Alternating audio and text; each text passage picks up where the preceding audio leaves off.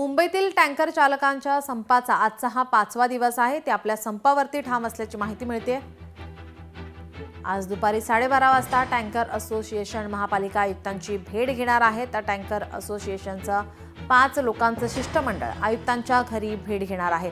महापालिकेने कठोर पावलं उचलल्यास टँकर चालक संपावर ठाम आहेत। मागण्यांबाबत चर्चा करण्यासाठी महापालिका आयुक्त भूषण गगराणी यांच्यासोबत बैठक घेणार आहेत।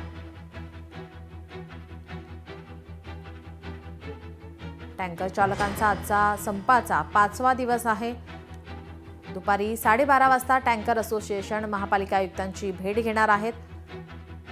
5 लोकांचं शिष्टमंडळ आयुक्तांच्या घरी भेट घेणार आहेत।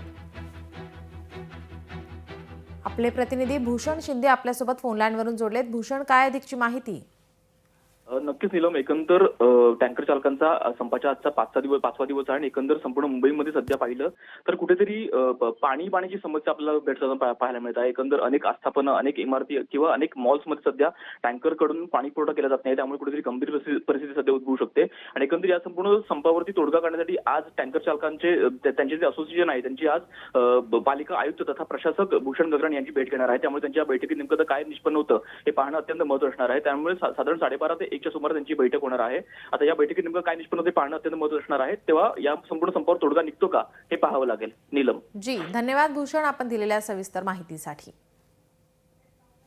विविध मागण्यांसंदर्भात आता या बैठकीमध्ये चर्चा होणार आहे। या बैठकीकडे आता सर्वांचं लक्ष असेल। 12:30 वाजता ही बैठक होणार आहे। टँकर चालक शिष्टमंडळ आणि बीएमसी आयुक्त यांची ही बैठक होणार आहे आणि या बैठकीकडे आता सर्वांचं लक्ष असेल। लोकशाही मराठी ऐका, पहा, जागरूक रहा।